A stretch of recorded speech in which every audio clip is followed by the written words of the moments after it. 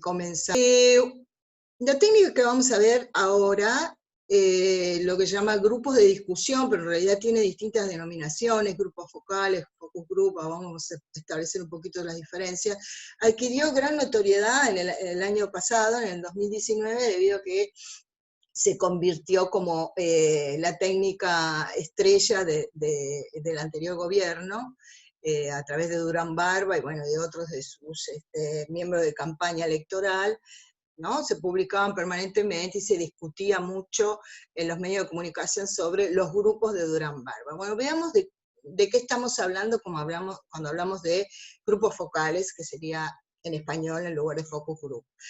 Hay una definición, hay muchas definiciones, y en realidad es un panorama, si bien no es una técnica muy compleja, tiene distintas acepciones y formas de trabajarla.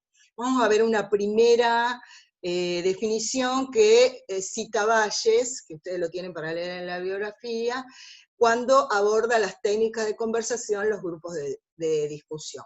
Es una técnica específica dentro de la categoría más amplia de entrevistas grupales orientadas a la obtención de información cualitativa.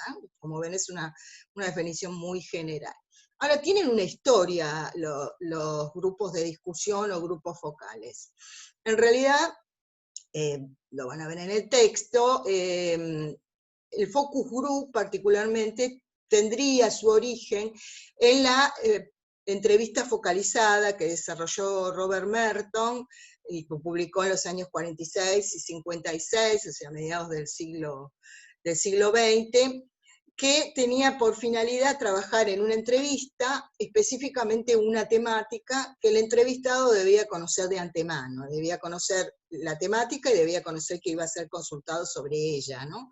Por eso lo de focalizada, es decir, focalizar específicamente en una temática, una declaración, un texto, un acontecimiento, sobre la que esta persona o personas entrevistadas deberían desarrollar. O sea, el trabajo de Merton está publicado, lo pueden ver, pero bueno, el origen aparente o alguno de los antecedentes tienen que ver con esta idea de entrevista focalizada. Y ahí viene el focus group, que en realidad está basado en esta idea, ¿no? De focalizar en una determinada o específica situación concreta.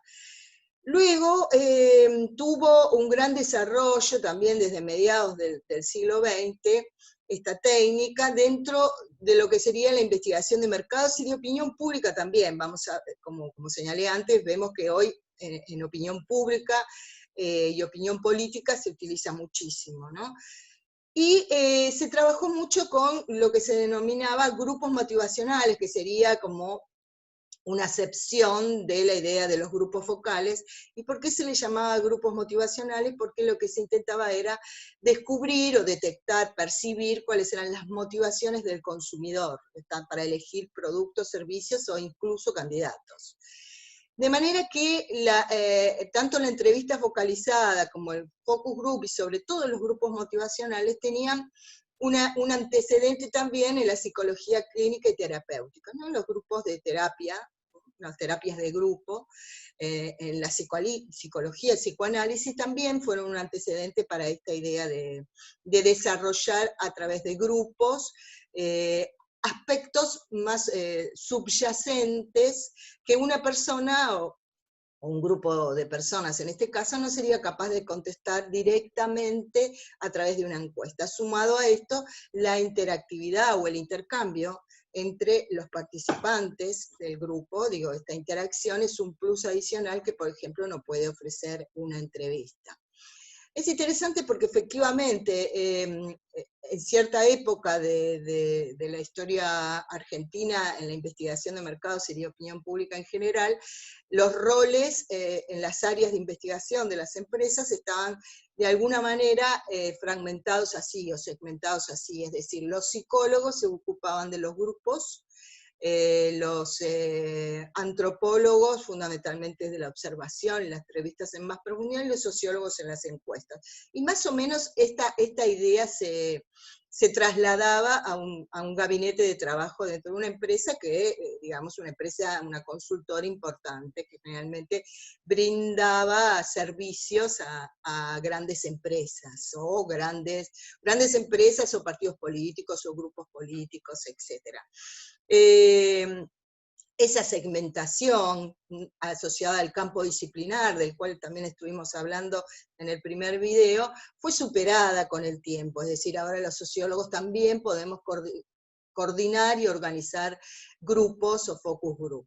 Pero bueno, lo de grupos motivacionales específicamente tenían que ver con esto, y se escribió mucho al respecto. Digo, en el área de investigación de mercado había muchísimos libros escritos sobre las motivaciones del consumidor, hasta que con el tiempo se fue desencantando de este punto de vista, es decir, de encontrar aspectos más subyacentes a través de una reunión de grupos para determinar las causas de las decisiones que adoptaba el consumidor, que como ustedes saben, además tiene una serie de técnicas para apoyar a estas decisiones del consumidor, como las góndolas en supermercados, la publicidad destinada a segmentos específicos, etc. Podríamos hablar bastante de esta cuestión. Entonces, los antecedentes tienen que ver con esto, ¿no? Entrevistas focalizadas, la recreación de grupos terapéuticos, digo recreación porque obviamente no es lo mismo, las decisiones de la búsqueda de aspectos más subyacentes, no manifiestos o no latentes, que podíamos detectar o percibir de los integrantes de un grupo. Y finalmente, en nuestro medio y en general, termina consolidándose el título, no de grupos de discusión, que señala Valles en el capítulo que ustedes tienen que leer, sino en realidad el de grupos focales.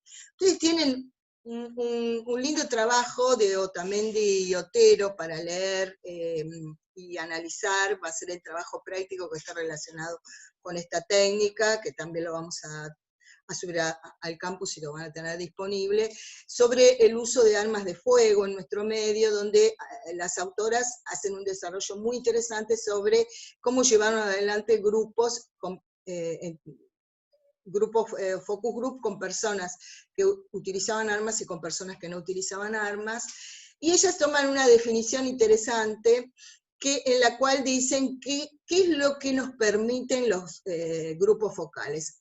Acceso a conversaciones grupales que contienen términos y categorías tal como son utilizadas en las situaciones concretas de la vida cotidiana. Esto vamos a ver que, al igual que en la entrevista en algunos casos, ha sido utilizado durante mucho tiempo y también ahora como insumos para otras técnicas posteriores, ¿no? O sea que el trabajo de los focus group combinados o triangulados con encuestas o entrevistas en profundidad también es una estrategia metodológica muy utilizada. Es decir, cuando realmente hay situaciones concretas de la vida cotidiana que pueden ser expresadas de la mejor manera por aquellos actores o los participantes de una comunidad, de un sector social, de un segmento, con sus propias voces, es decir, tal como lo ven, lo dicen y lo manifiestan. Esa sería una gran ventaja, o en todo caso uno de los objetivos más interesantes que tiene el trabajo en Focus Group. También quería comentarles cuál es la diferencia entre el grupo focal y la entrevista grupal, diferencia que no siempre aparece en los textos, inclusive en el texto que ustedes tienen que leer de Valles, creo que no está muy destacado, pero digo, no es lo mismo un grupo de 3 o 4 personas que son entrevistadas por un entrevistador que un grupo. Llamémosle de discusión o focal. En la entrevista grupal se entrevista a un grupo de personas al mismo tiempo y se coloca el énfasis en las preguntas y respuestas entre el investigador y los participantes, es decir, los participantes, aquellos que forman parte de este grupito que es entrevistado, no dialogan entre sí, ¿no? Siempre es, el vínculo es entrevistado, sino entre entrevistados. En cambio, el grupo focal se centra en la interacción dentro del grupo, que gira alrededor de un tema propuesto por el investigador, además que los datos que se producen se basan en esa interacción, o sea, el análisis posterior que se hace de todo el material relevado en un encuentro de un grupo focal, se produce analizando la interacción de aquellos que formaron parte del grupo. ¿Cuándo usar los grupos focales? En realidad no hay una letra escrita de cuándo usarlos. Acá hay alguna serie de recomendaciones o ideas en torno a al trabajo con los grupos focales.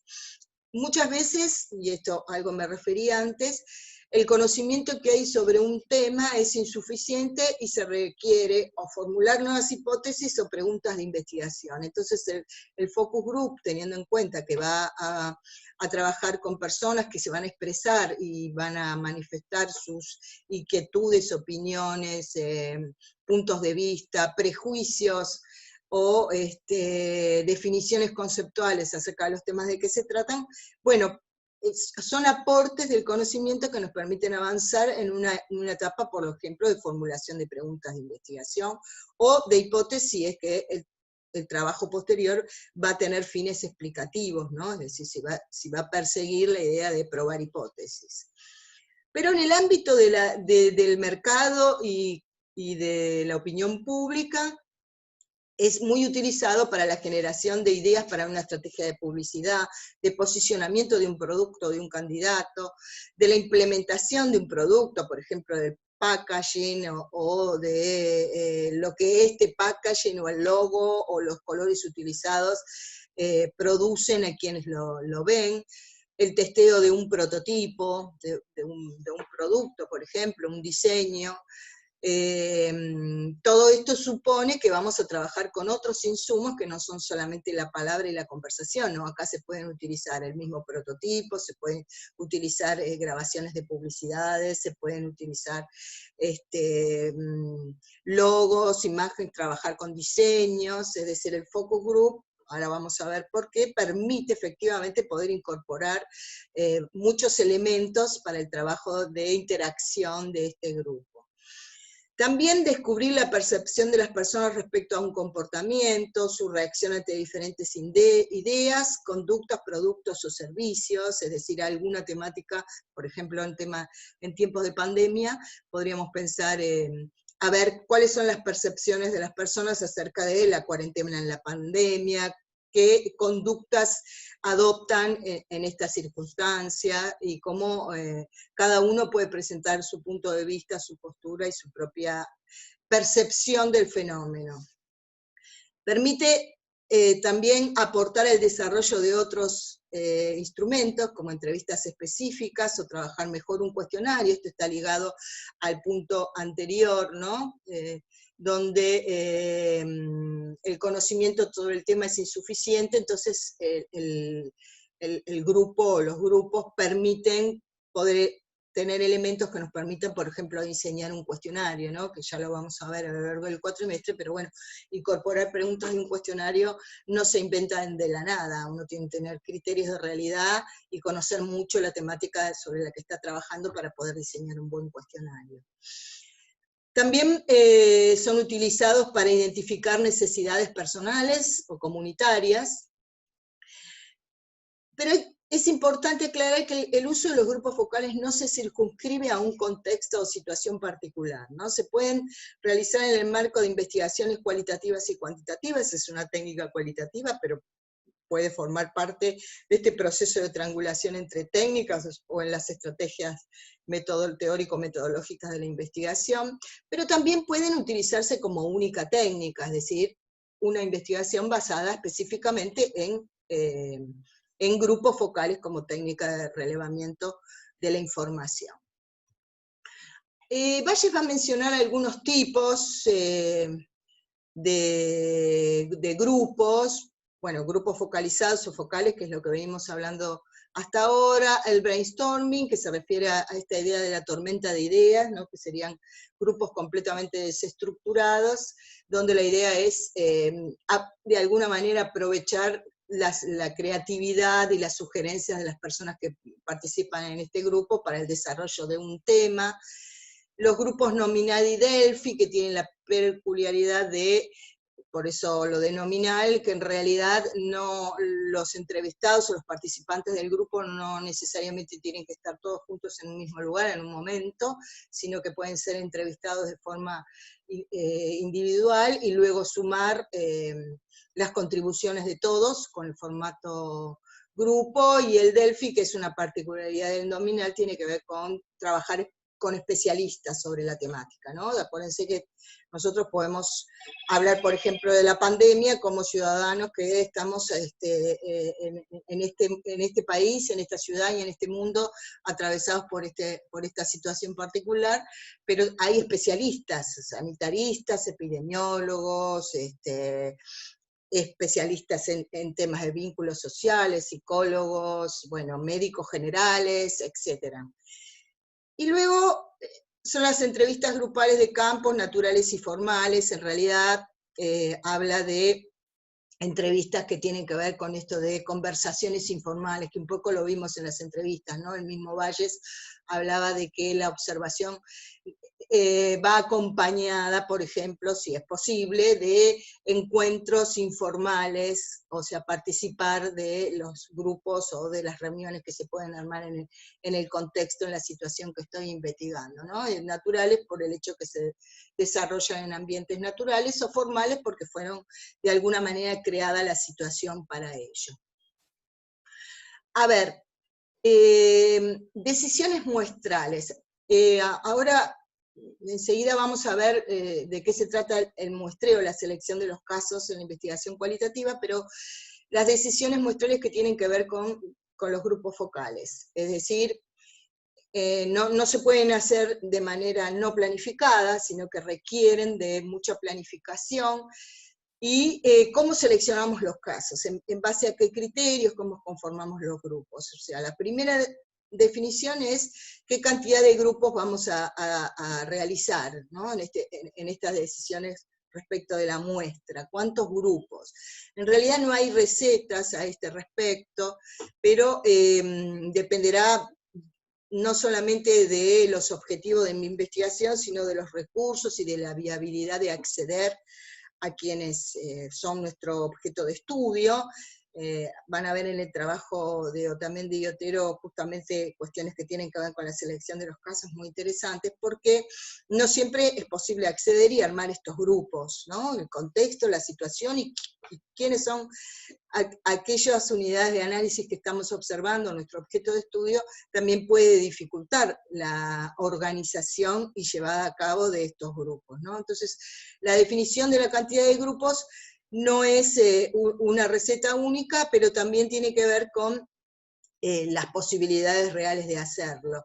En principio no vamos a hablar de un solo grupo, por lo menos vamos a trabajar con 2 grupos, y si podemos trabajar con 4 grupos, 6 grupos, seguramente va a incrementar nuestra capacidad de poder analizar después esos resultados, ¿no? Siempre y cuando no aparezca otra cuestión que tiene que ver con la decisión de la muestra, que está acá al final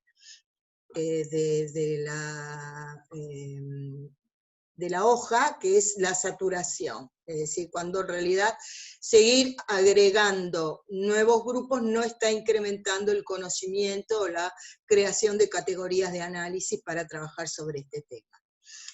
¿Cómo se seleccionan los participantes? Bueno, obviamente tiene que estar muy vinculado a los objetivos de mi estudio, ¿no? ¿Cómo voy a conformar los grupos? ¿Quiénes van a participar de ellos?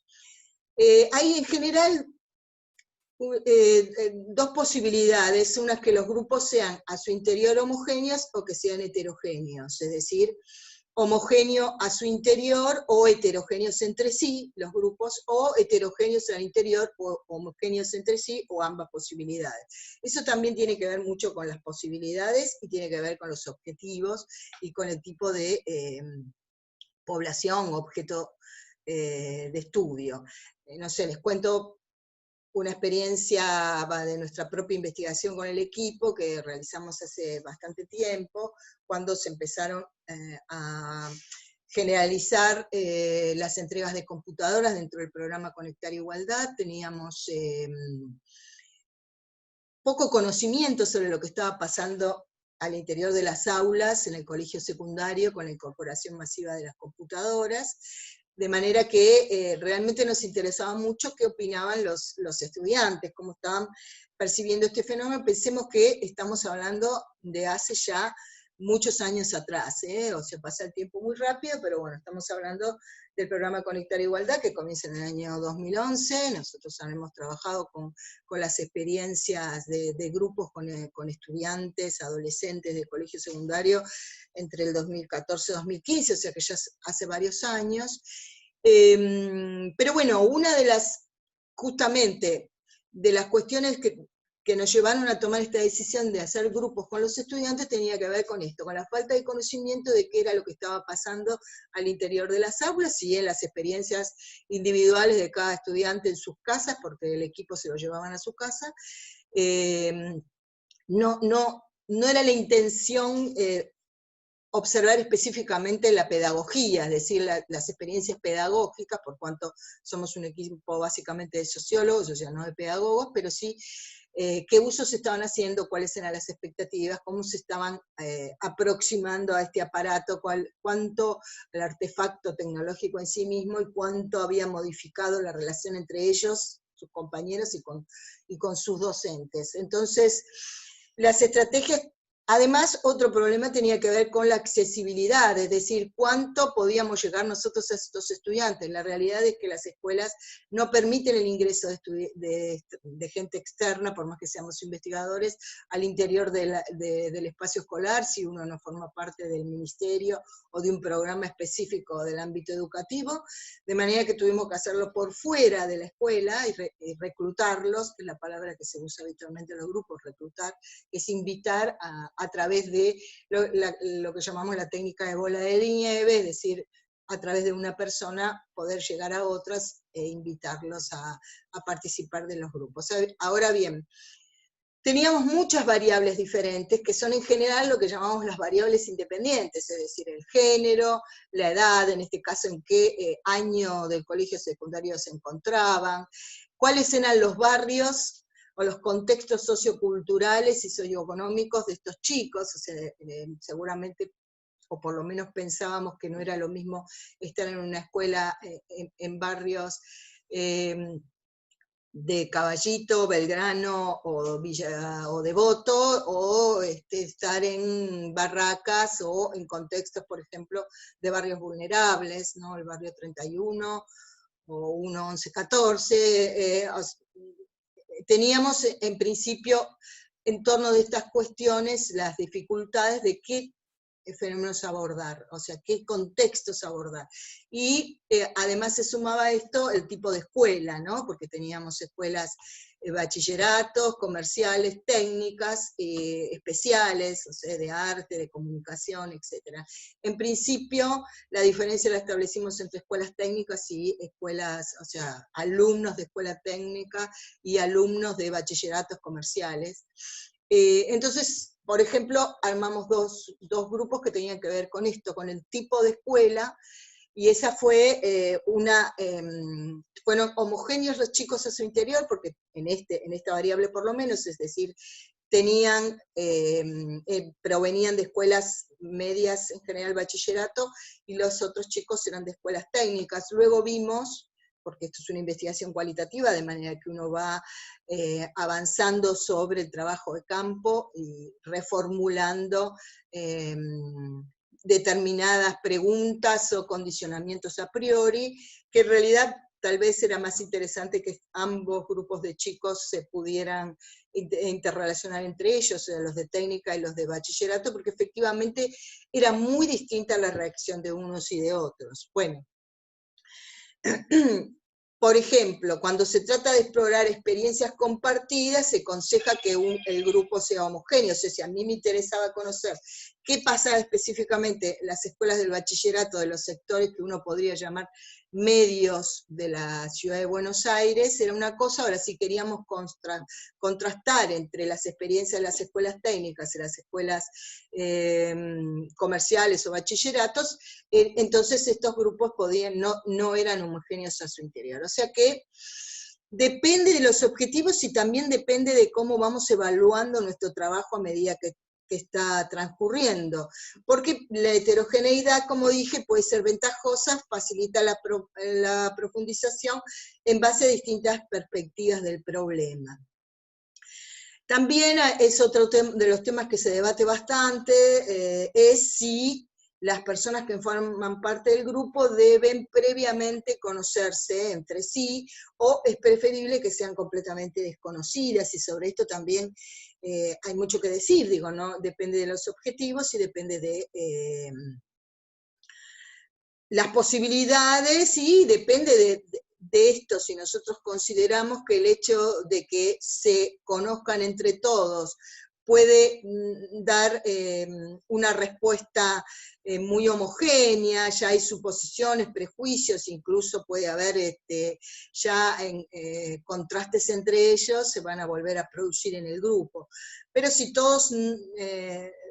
también existe el riesgo de que si ninguno de ellos se conoce, bueno, esto también puede jugar en contra. O sea que no hay una receta respecto de esto, son todas decisiones que toma el investigador, o el grupo de investigación, o la investigadora, previo al trabajo de campo, o a la conformación de los grupos, pero también durante el proceso de realización del trabajo de campo.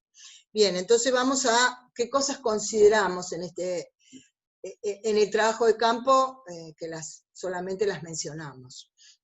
Primero tenemos que tener una definición específica de los objetivos del estudio, no de los objetivos generales de la investigación, sino de los objetivos concretos. ¿Qué información queremos obtener de estos grupos en particular? No de la investigación en su conjunto, que generalmente son objetivos específicos de una investigación más amplia.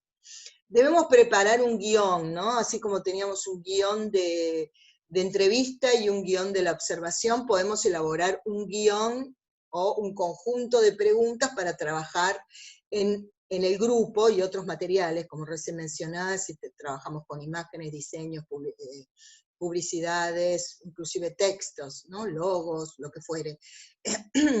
Esta preparación de las preguntas estímulos, en general, al igual que en la entrevista, en realidad uno tiene un guión muy general, pero luego la interacción puede derivar en distintas cuestiones, y sobre todo porque pueden surgir algunos emergentes, cuestiones que no teníamos previstas desde antes y que surgen allí.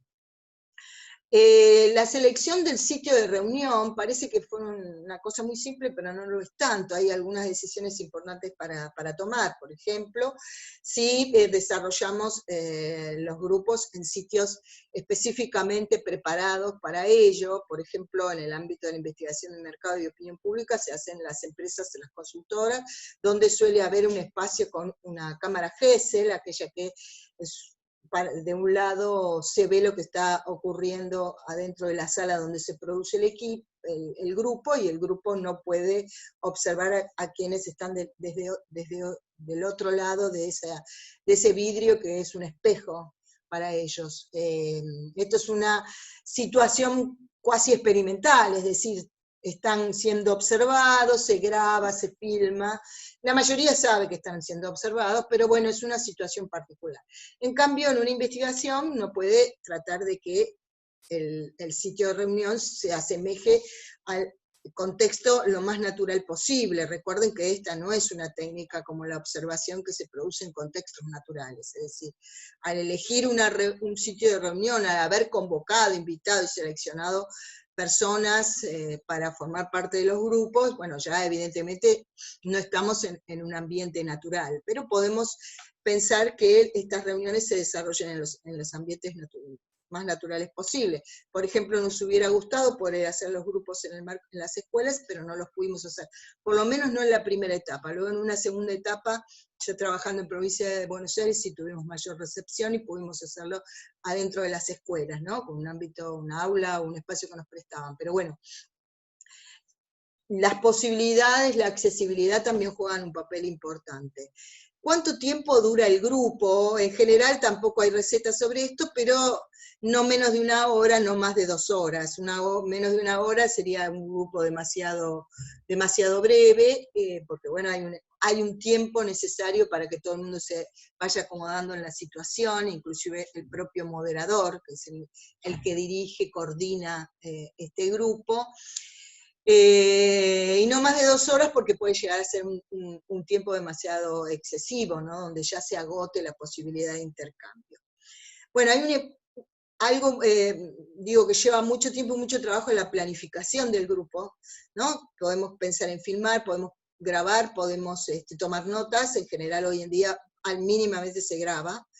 Hay que planificar en qué momento, en qué lugar, quiénes van a asistir, cómo selecciono los casos, qué vamos a desarrollar en ese encuentro. Digo, hay mucho trabajo de planificación para llevar a cabo de manera exitosa los grupos.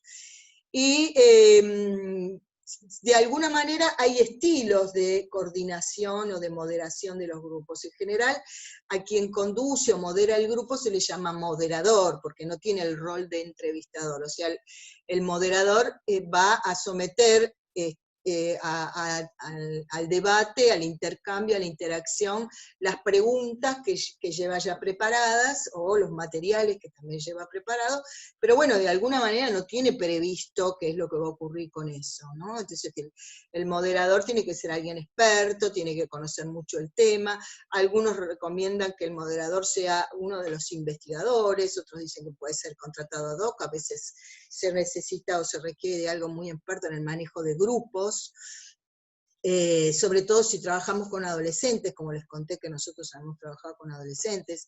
También dividimos por grupos de edad, eso no les conté antes, es decir, tomamos grupos con chicos que recién ingresaban hasta 15 años y después los más grandes, o sea, partíamos de la base que el uso y apropiación de las tecnologías era diferente en chicos que tenían 12, 13, 14 años, que ya tenían 15, 16 o 17 o 18 inclusive, ¿no? Entonces hicimos como 2 intervalos importantes de edad, y también tuvimos en cuenta la segmentación de 2 grupos de edades diferentes, y eso sí, creo que eran homogéneos en cuanto a la edad del interior y heterogéneos entre ellos. Todas estas son cuestiones que uno va a tener después muy en cuenta para el análisis del material que se va a producir a partir de la interacción en el grupo.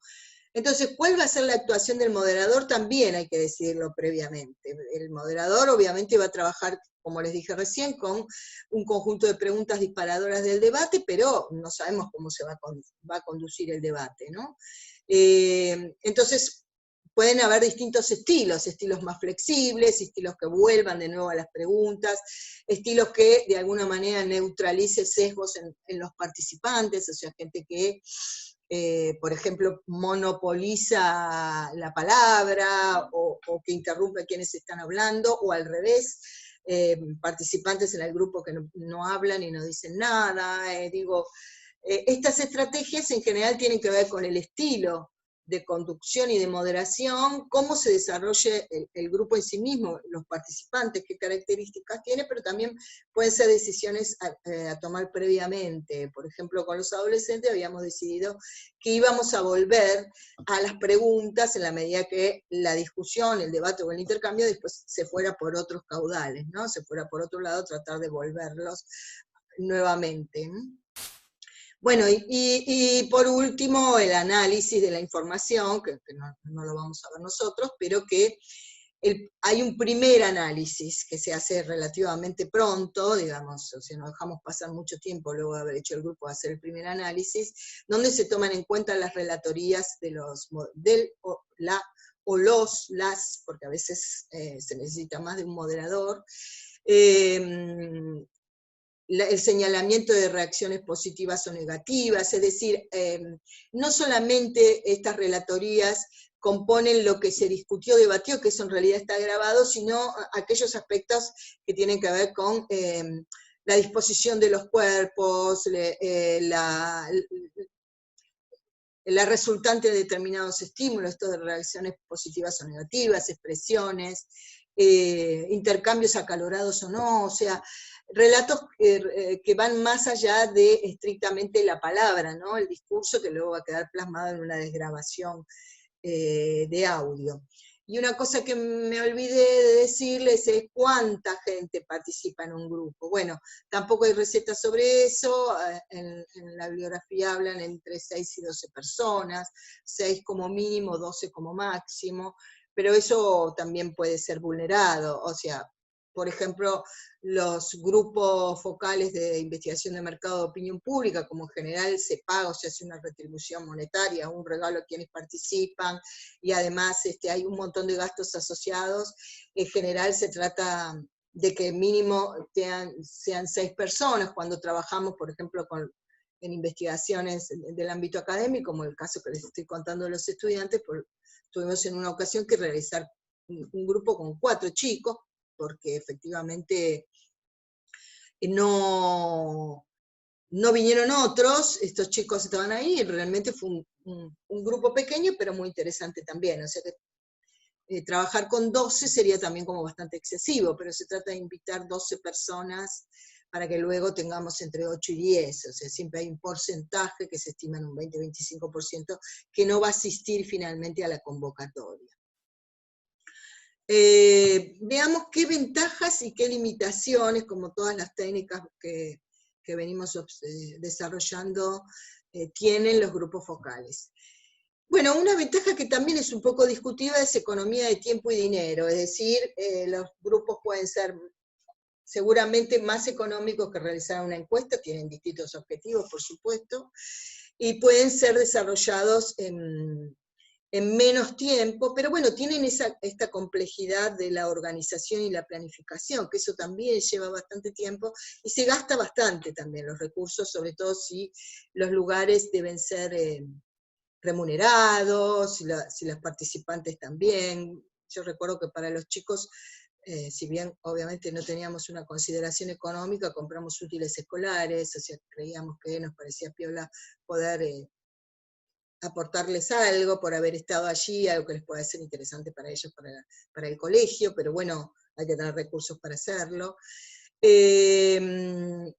Respecto de las entrevistas, es posible que sea más rápido, porque las entrevistas, recuerden que no son costosas de obtener, son relativamente más largas y pueden llevar un tiempo en la selección de los casos bastante largo. Otra cosa interesante es la flexibilidad, o sea, se pueden abordar muchos temas, en muchos contextos y ambientes diferentes, personas distintas, explorar asuntos que no fueron anticipados, o sea, cuestiones que surgen, emergen en la misma interacción del grupo y que no estaban previstos de antemano, ¿no? Luego la interacción grupal produce cierta sinergia, estimulación, espontaneidad, si es que efectivamente el grupo se comporta de esa forma, o sea, no seamos tan optimistas, no siempre los grupos producen estos resultados, o sea, que haya una buena sinergia entre todos los que participan, que haya espontaneidad, que todos participan. Puede pasar que haya momentos de silencio en los que nadie quiere hablar, bueno, puede ser que se derive mucho tiempo por cuestiones que en realidad no son mis objetivos, o sea, hay algunas preocupaciones en torno de esto.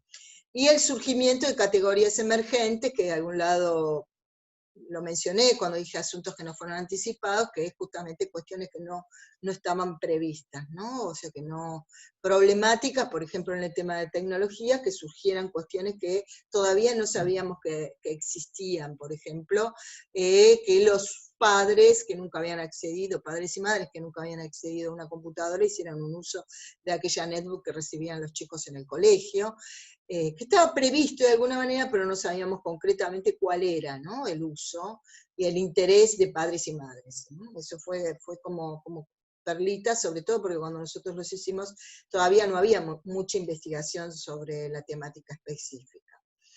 Y las limitaciones, bueno, la situación de artificialidad que se produce de alguna manera, por más que uno trate de que se desarrolle en el contexto más natural posible, es algo que se armó ad hoc, o sea, no se produjo en una situación natural.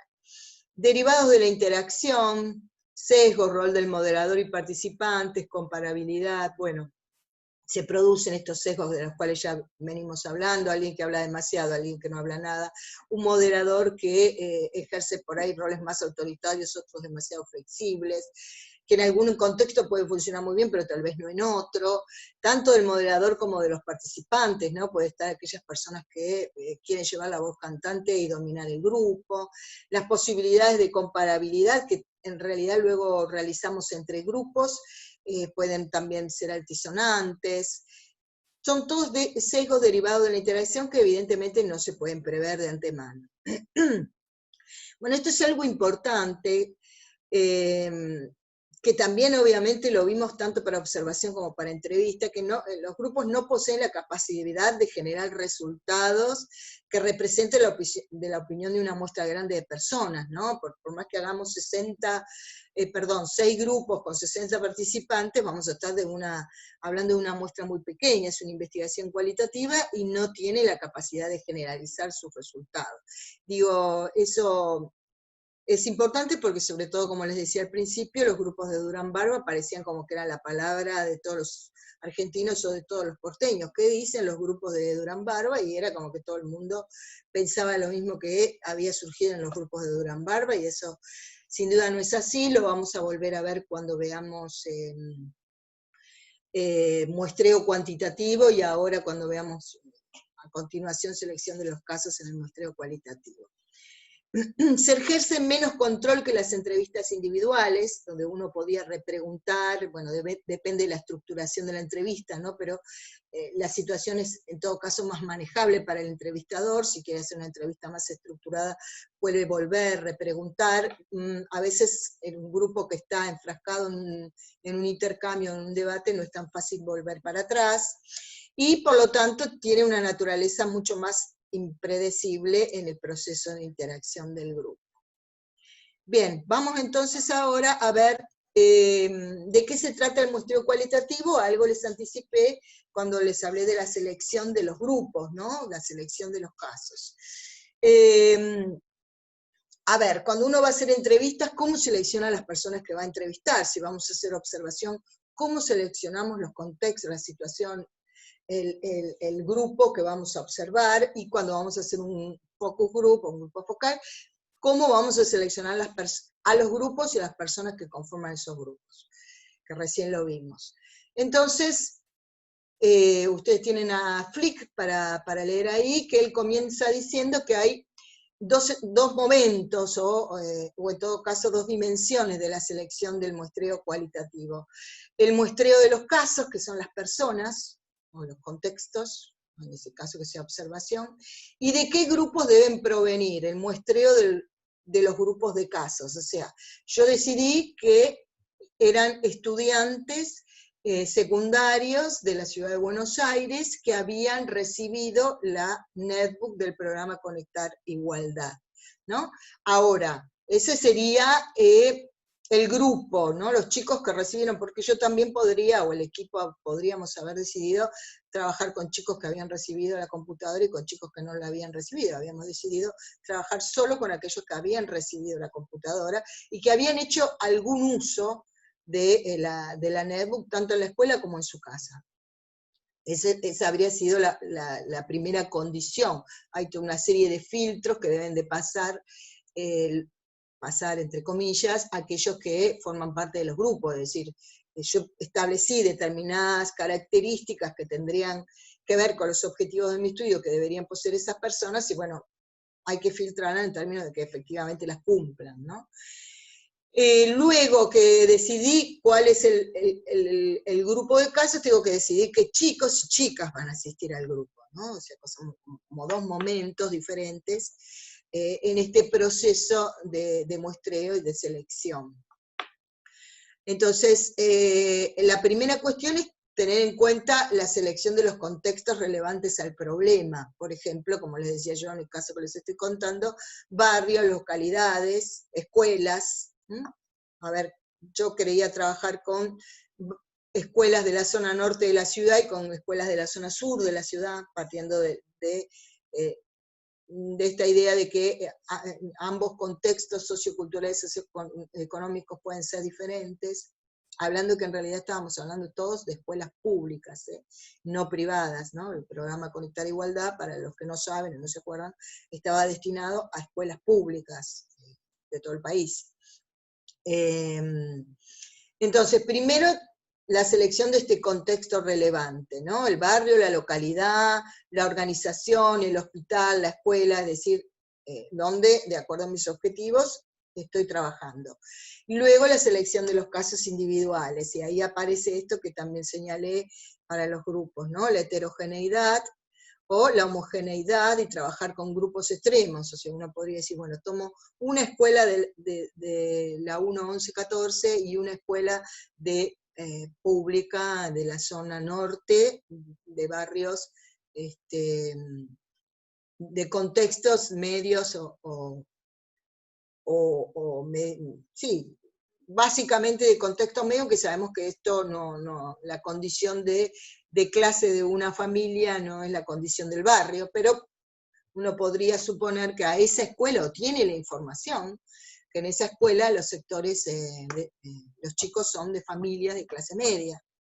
En tanto, en la 1, 11, 14 son chicos en situaciones de vulnerabilidad. Entonces sería esto como diversidad y casos extremos.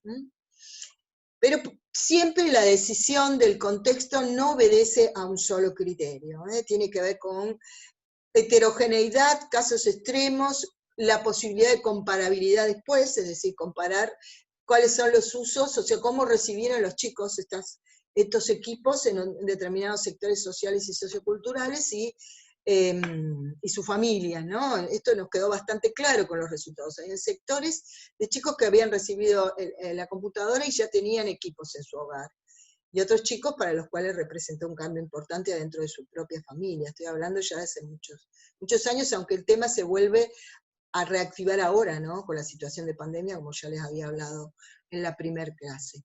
O sea que en realidad nunca obedece a un solo criterio, está el tema de la accesibilidad y la posibilidad de acceder a estos espacios también. No sé si tendríamos la posibilidad de hacer un grupo de estudiantes en la 1, 11, 14 si no tuviéramos un portero, aquel que nos abre la puerta de ese sector, por ejemplo. Entonces, el siguiente paso es la consideración de la accesibilidad y de recursos disponibles en la selección de los contextos. ¿Cómo se seleccionan los casos? Bueno, a través de redes disponibles del investigador, es decir, esto lo que llamamos bola de nieve, contactos, ¿no? El portero que nos abre la puerta. En el caso de las escuelas puede ser un docente, inclusive cuando nosotros hicimos los grupos fuera del contexto de la escuela, apelamos a colegas que son docentes, colegas, amigos, vecinos, en general tratamos de que fueran completamente no cercanos a nosotros, ¿no? A los investigadores del equipo, que eran chicos que no tuvieran ningún vínculo con nosotros, pero tuvimos que hacer bola de nieve a través de colegas, ¿no? Colegas que daban clases en colegios, para que nos hicieran, inclusive por una cuestión de confiabilidad, ¿no? Tratándose de menores en su mayoría, hay algunos de 18 años había que pedir permiso a sus padres y madres. Y por supuesto, no pretende este tipo de muestreo, que llamamos cualitativo, generalización de resultados, ¿no? Sino el desarrollo de conceptos, con construcción de categorías para el análisis de los resultados, tipificaciones, puede perseguir diferentes objetivos, ¿no? Los casos se pueden seleccionar entonces por sus semejanzas y por sus diferencias también. Van a ver que Flick habla de decisiones de muestreo, ¿no? Respecto del estadio de la investigación, habla de métodos de muestreo. Nosotros acá estamos hablando únicamente del estadio en que se recogen los datos, o sea, el muestreo de casos y el muestreo de grupos de casos. Flick también va a hablar de el muestreo de materiales y muestreo adentro del material, que es en la etapa donde ya se trabaja con la interpretación de los datos, y por último, un muestreo para la presentación de resultados, que es cuando se presentan los hallazgos de esta investigación. Nosotros nos estamos refiriendo específicamente a mientras se recogen los datos, es decir, la selección de los casos y de grupos de casos. Digo, porque cuando lean el texto pueden tener alguna duda al respecto de esto, ¿no? Nos estamos refiriendo a esta primera etapa en el proceso de investigación. Ahora bien, el muestreo, lo que se llama muestreo cualitativo, la selección de casos en investigación cualitativa, siempre fue un tema de mucho debate, porque efectivamente no teniendo criterios de selección por recursos estadísticos a través de lo que se llama la teoría del muestreo, que lo vamos a ver más adelante en el programa cuando veamos investigación cuantitativa, cómo seleccionar los casos y tener confiabilidad y validez respecto de los resultados de la investigación cualitativa, es todo un tema de discusión que tuvo que ver con esta discusión del siglo XX que les conté antes, acerca de la validez de los estudios, de las investigaciones cualitativas y el debate acerca de la ciencia, ¿no? Entonces, el muestreo teórico, que lo desarrollan estos dos autores, Gleiser y Strauss, en el año 1967, fue un aporte muy importante al trabajo sobre el muestreo que van a desarrollar los investigadores cualitativos y que ya venían investigadores en el área cualitativa, porque esos investigadores cualitativos no corresponden. Fue muy importante este aporte, el concepto de muestreo teórico. Pero bueno, el muestreo teórico es un muestreo muy específico, generado por los autores recién mencionados en la teoría fundamentada.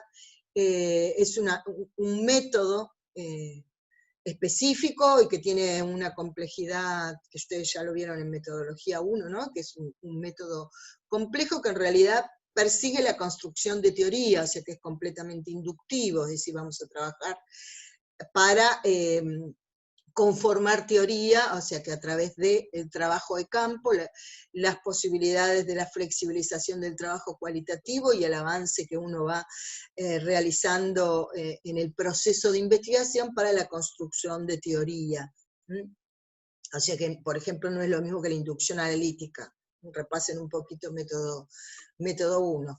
Pero bueno, digo, para que no se confunda, cuando uno habla de muestreo cualitativo, no siempre está hablando de muestreo teórico, ¿no? Pero el muestreo teórico, el concepto desarrollado por la teoría fundamentada, es muy utilizado en sus versiones adaptadas, ¿no? Para cada tipo de muestreo que uno utiliza en una investigación cualitativa. Bueno, ¿a qué grupos o subgrupos nos dirigimos? O sea, ¿cómo vamos a seleccionarlos? Los casos se seleccionan según su nivel esperado de nuevos aportes para la teoría en desarrollo en relación con el estado de la teoría hasta ese momento. O sea que, por lo tanto, los grupos se deben escoger según criterios teóricos, es decir, son aquellos que me van a permitir después construir teoría o aportar a la construcción de una teoría en desarrollo o hacer determinadas formulaciones teóricas que aporten a teorías más generales o teorías sustantivas, ¿no? Ahora, ¿cómo decido integrar nuevos casos? Una tiene que ver con la decisión y otra tiene que ver con el número, ¿no? Es decir, ¿cuántos casos? Es decir, yo voy a hacer entrevistas, ¿qué tengo que hacer? ¿10 entrevistas, 20 entrevistas, 30 entrevistas? Bueno, ese número como tal no existe, o sea, ¿se acuerdan que vimos también en el primer video que en la investigación cualitativa existen muchos enfoques epistemológicos y metodológicos, y en cuantitativa hay cierto consenso? Bueno, las técnicas de muestreo son bastante consensuadas, y hay números y hay criterios para decidir tamaños de muestra en cuanto a la cantidad de números. Eso no ocurre en la investigación cualitativa, ¿no? Entonces, cuando integrar los nuevos casos está relacionado con este concepto, que también lo mencioné antes, de saturación teórica, ¿no? Es decir, no voy a determinar un número de antemano, sino que voy a trabajar o incorporar nuevos casos, por ejemplo, nuevas personas a entrevistar o grupos adicionales con X cantidad de personas al interior de cada grupo, hasta que no encuentre datos adicionales que me permitan desarrollar las propiedades, ya nada nuevo que me aporte nuevo conocimiento, y que aporte al nuevo conocimiento en la construcción de la teoría, a eso me refiero. Eso, en realidad, parece difícil, pero nosotros trabajando en campo con esto rápidamente, en un momento dado vamos a decir, bueno, ya no estamos recibiendo información adicional, ¿no? Es momento de cortar. También ocurre, como ustedes saben, la investigación cualitativa flexible, que una primera etapa de la investigación que se analiza, luego lleve a nuevos reacomodamientos o cambios, inclusive por las situaciones emergentes o categorías emergentes que surgieron en este primer análisis, uno puede seguir incorporando casos, ¿no? O sea, esto puede ser también por etapas. Por lo tanto, las muestras no están preespecificadas, me refiero a la cantidad de casos de una muestra, sino que pueden evolucionar una vez comenzado el trabajo de campo, es decir, se realizan sobre la cronología de la investigación. Y esta es una diferencia muy importante con la muestra cuantitativa, porque en la muestra cuantitativa la propuesta de casos, del tamaño de la muestra, está prefijado de antemano, ¿no? En primer lugar, qué tipo de muestra va a ser, y luego, o en conjunto, la cantidad de casos, que a veces también está determinado con una cuestión de recursos, ¿no? Ya lo vamos a ver cuando veamos el tema, pero bueno, esta es una diferencia bien importante a tener en cuenta. Bueno, nos tocaría trabajar con el método biográfico, pero yo considero que ya esta clase se ha extendido bastante y que puede ser un poco pesada para ustedes, así que vamos a dejar el método biográfico para un siguiente video, y vamos a, como les conté, a tratar de implementar una clase online que nos permita vernos un poquito las caras y que ustedes puedan hacer preguntas, si las tienen sobre un repaso que daremos en ese momento, o preguntas que les vayan surgiendo la lectura, de lo que van trabajando en los prácticos. Ahora van a tener que leer. Bueno, hasta la próxima y que estén todos muy bien.